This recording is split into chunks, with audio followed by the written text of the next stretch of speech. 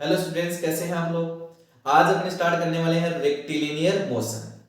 और अपन देखेंगे कि रेक्टिलिनियर मोशन में किस किस टाइप के क्वेश्चन सेटअप होते हैं, किस किस टाइप की रेक्टिलिनियर मोशन होती है। ओके, इससे पहले अपन पार्ट 1 कर चुके हैं मोशन इन वन डायमेंशन का, और उसमें मैंने बताया था कि मोशन पैरामीटर्स क्या क्या होते हैं, और जिसमें डिस्कस किया था डिस्टेंस और डिस्प्लेसमेंट, स्पीड और वेलोसिटी एंड एक्सीलरेशन, और साथ में स्टडी किया था types of speed and types of acceleration और टाइप्स ऑफ वेलोसिटी। ठीक है, आज के लेक्चर में स्टडी करेंगे रेक्टिलिनियर मोशन। क्या स्टडी करेंगे? Rectilinear motion.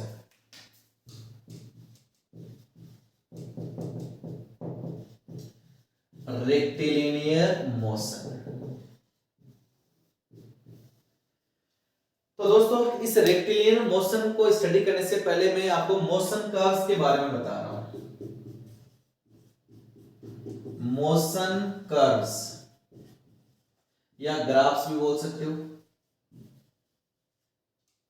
अब ये क्या होते हैं, इनके बारे में डिटेल स्टडी भी करेंगे अपन, लेकिन फिलहाल के लिए मैं आपको यहां पर इनका इंट्रोडक्शन दे रहा हूं। वो इसलिए दे रहा हूं क्योंकि उनका यूज अब मैं यहां पे करने वाला हूं।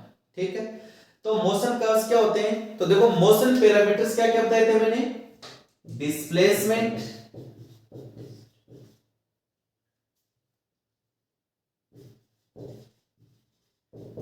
Velocity,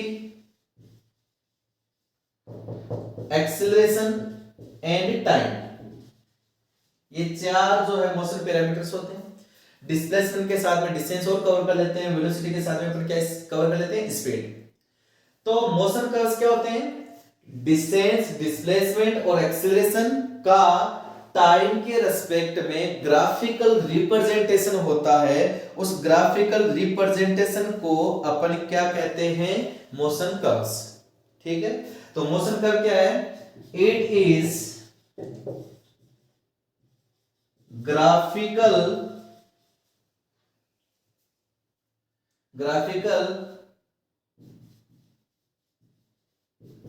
representation of displacement, velocity and acceleration with respect to time।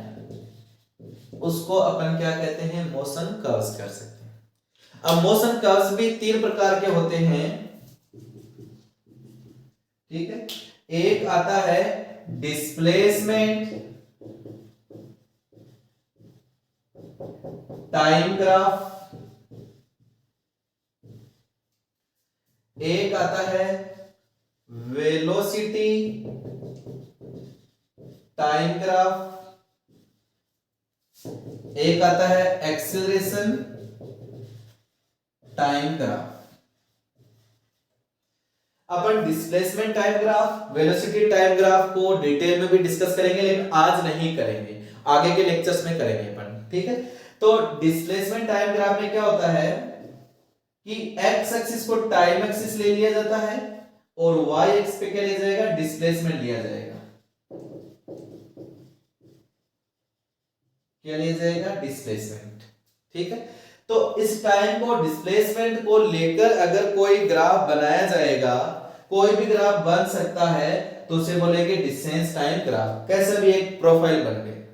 ठीक है, ऐसे ही एक्स एक्स पे मैंने लिया टाइम, वाई एक्स पे ली वेलोसिटी, और टाइम और वेलोसिटी के बीच में कोई भी ग्राफ बन गया तो उसे बोलोगे वेलोसिटी टाइम ग्राफ। ऐसे ही मैंने एक्स एक्स पे लिया टाइम और वाई एक्स पे लिया एक्सीलरेशन, और उनके बीच में कोई भी ग्राफ बन गया तो उसे क्या बोलोगे? एक्सीलरेशन टाइम ग्राफ बोला जाएगा। क्या बोला जाएगा? Acceleration time graph. ठीक है, तो मुद्दा यह है कि मेरे को इस जगह पे जरूरत क्यों पड़ रही है, तो ध्यान से देखना। अगर मैं इस पॉइंट पे अगर वेलोसिटी पता करना चाहूं, तो वेलोसिटी क्या थी? Change in displacement with respect to time. तो वेलोसिटी डायरेक्शन ऐसे आएगी, इसको क्या लिखूंगा मैं? ds by dt। क्या आएगा मेरे पास? वेलोसिटी। अगर मैं इसी वेलोसिटी को, अगर मेरे पास ये एंगल पता चल जाए, तो मैं इसका स्लोप पता करूंगा। क्या पता करूंगा? स्लोप। तो वो स्लोप किससे आएगा? tan थीटा से। और इसी स्लोप को क्या बोलते हैं अपन? ds by dt। क्या बोलते हैं? ds by dt। और वही क्या कहलाती है? आपकी वेलोसिटी। तो वेलोसिटी अगर पता करनी है मेरे को डिस्प्लेसमेंट टाइम ग्राफ में, तो मैं उसका उस इंस्टेंट में क्या पता कर लूंगा, स्लोप। स्लोप ही क्या है, वेलोसिटी। अब अगर मेरे को यहाँ डिस्प्लेसमेंट चाहिए तो मैं इसको इधर ले जाऊंगा, तो ds बराबर क्या लिख दूंगा, v dt। अगर डिस्प्लेसमेंट चाहिए तो मैं क्या कर दूंगा, इंटीग्रेशन। तो s डिस्प्लेसमेंट आ जाएगा v dt का इंटीग्रेशन। तो मुद्दा ये है कि अगर मेरे को वेलोसिटी दिया हुआ है टाइम का फंक्शन और मेरे को डिस्प्लेसमेंट पता करना है, तो मैं उसका क्या कर दूंगा, इंटीग्रेशन कर दूंगा। या दूसरे शब्दों में बोला जाए, अगर मेरे को यहां से यहां तक आपको डिस्प्लेसमेंट कितना हुआ, तो इस वेलोसिटी इसका में एरिया, सॉरी,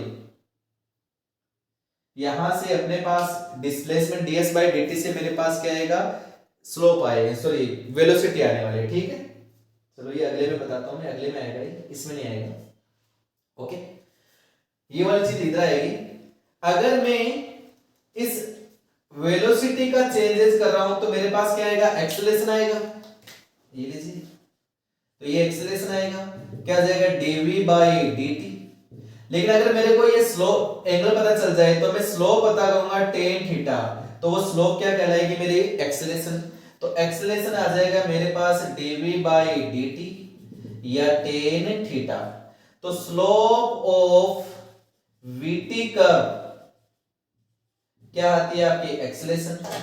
इधर अगर मैं बात करूं, ये थोड़ा सा मैंने यहां मिस्टेक कर दिया, अगर मैं यहां पे बात करूं slope of displacement time curve, तो वो आपकी क्या देगी, वेलोसिटी। क्या देने वाली है, वेलोसिटी। ठीक है, ऐसे ही ये आ गया अपना एक्सेलरेशन टाइम ग्राफ। कौन सा आ गया, एक्सेलरेशन टाइम ग्राफ। ठीक है, तो अब दोस्तों अगर मैं इस वेलोसिटी प्रोफाइल है, इसका अगर मैं एरिया पता करूं, तो ये एरिया जो है वो आपका क्या आएगा, डिस्प्लेसमेंट एरिया क्या आता है, देखो यहां से पता करना चाहूंगा, तो मेरे पास x यहां से इससे अगर मैं पता करूं तो ds बराबर क्या जाएगा, v dt। तो s बराबर इंटीग्रेशन कर दूंगा यहां से, तो मेरे पास आएगा v dt का इंटीग्रेशन, और यही क्या कहलाता है, आपका एरिया। अगर मैं इधर से जाऊं तो एक्सेलरेशन, ये एक्सेलरेशन ग्राफ हो गया, ये एक्सेलरेशन प्रोफाइल हो गई। अगर मैं एक्सेलरेशन को लिख दिया dv बाई dt, और यहां से अगर मैं dv निकालूं तो a dt आ जाएगा, यानी area under the acceleration time graph वो क्या कहलाता है, velocity. Area under the velocity time profile वो क्या कहलाता है, डिस्प्लेसमेंट। ठीक है, तो v बराबर आ जाएगा a dt से अपने पास क्या आ जाएगा, वेलोसिटी आ जाएगा। ठीक है, तो मैं इनका यूज करने वाला हूं, इसका यूज करने वाला हूं, इसका भी यूज करने वाला हूं। ओके, तो मेन मुद्दा था कि रेक्टिलिनियर मोशन क्या होती है। इससे पहले मैंने बताया कि मोशन अंडर कर्व, तो displacement time curve, velocity time curve, acceleration time curve. अगर मैं डिस्प्लेसमेंट टाइम कर्व का स्लोप पता करूंगा तो क्या आएगा, वेलोसिटी। वेलोसिटी टाइम कर्व का डिस्प्लेसमेंट स्लोप पता करूंगा तो क्या आएगा, एक्सेलरेशन। और अगर मैं एक्सेलरेशन टाइम ग्राफ के अंडर का एरिया पता करूंगा तो क्या आएगा, वेलोसिटी। और अगर वेलोसिटी टाइम ग्राफ के अंडर का एरिया पता करूंगा तो मेरे पास क्या आएगा, डिस्प्लेसमेंट। क्लियर है, तो कर पढ़े आगे।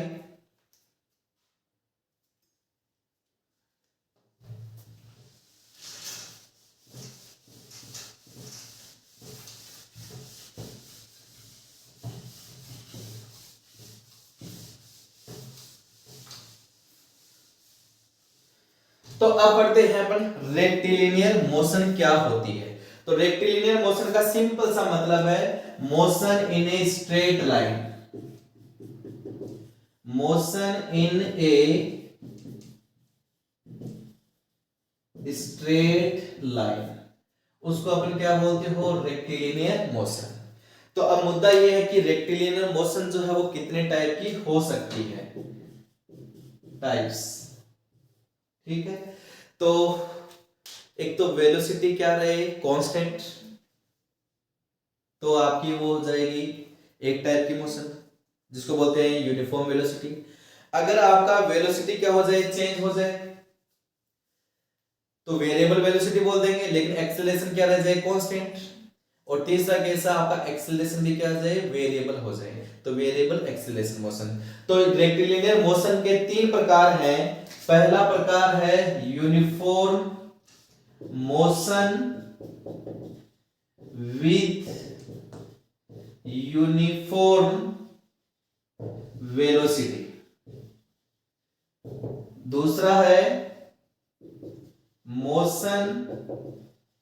with variable velocity but constant acceleration। और थर्ड टाइप है मोशन विथ कांस्टेंट वेरिएबल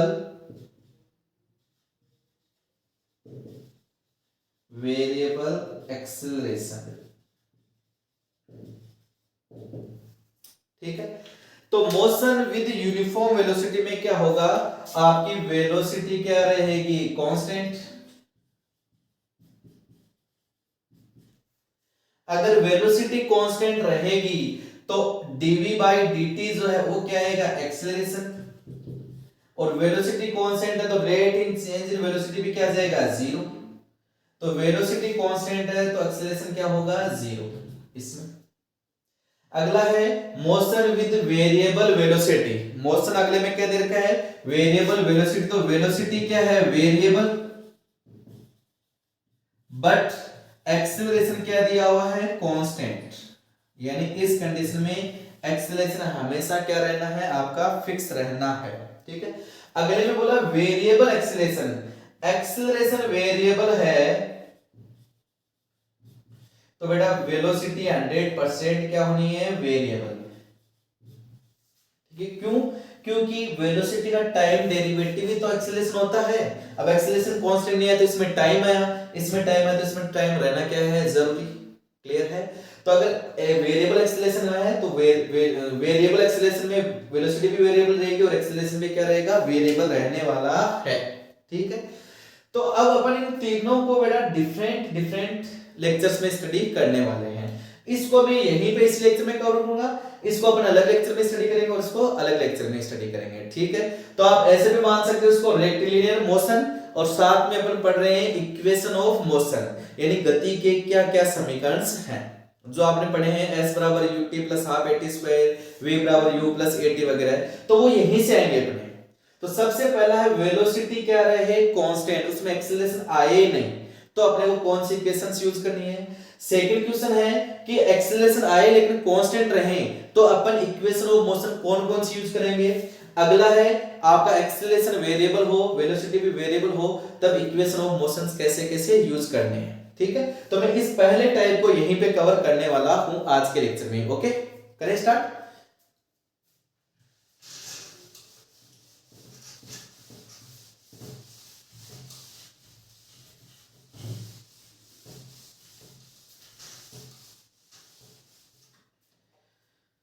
तो अपने पास है मोशन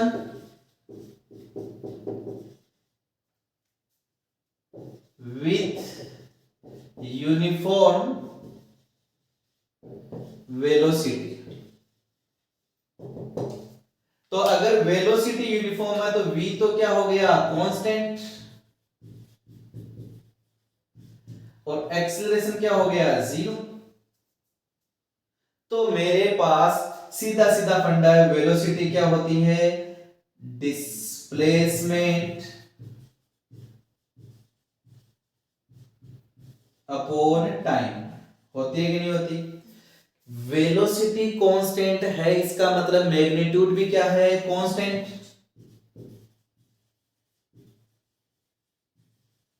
मैग्नीट्यूड कांस्टेंट और डायरेक्शन भी कांस्टेंट।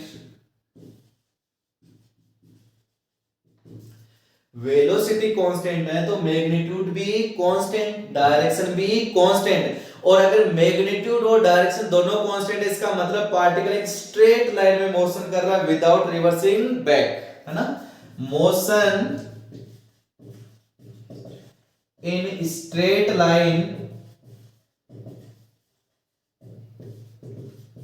विदाउट रिवर्सिंग बैक, यही हुआ। अगर ऐसा है तो उस कंडीशन में डिस्प्लेसमेंट और डिस्टेंस दोनों क्या होते हैं बेटा, बराबर। ठीक है, तो वेलोसिटी बराबर क्या हो जाएगी, डिस्टेंस अपॉन टाइम। ओके, या मैं वेलोसिटी को सीधा सीधा उस कंडीशन में क्या बोल सकता हूँ, स्पीड भी बोल सकता हूँ। क्या बोल सकता हूँ, स्पीड बोल सकता हूँ, नहीं बोल सकता? क्यों? क्योंकि डायरेक्शन चेंज हो नहीं रहा, मैग्नीट्यूड चेंज नहीं हो रहा, तो सेम ही आना है एक तरीके से। तो स्पीड बराबर क्या आ जाएगी अपने पास, स्पीड बराबर डिस्टेंस अपॉन टाइम। इसको लिख दिया मैंने डी और इसको लिख दिया मैंने टी, तो डी बाई टी। ठीक है, तो अगर मेरे को डिस्टेंस पता करना है और वेलोसिटी कांस्टेंट है, तो डिस्टेंस बराबर क्या हो जाएगा, स्पीड इनटू टाइम। और अगर मेरे को टाइम पता करना है तो क्या आ जाएगी, डिस्टेंस अपॉन स्पीड या वेलोसिटी। हाँ या ना? तो अपन ये वाली इक्वेशंस यूज करेंगे कब, जब वेलोसिटी क्या है, कांस्टेंट है। ओके, इससे रिलेटेड अपन कुछ न्यूमेरिकल्स करते हैं। ठीक है,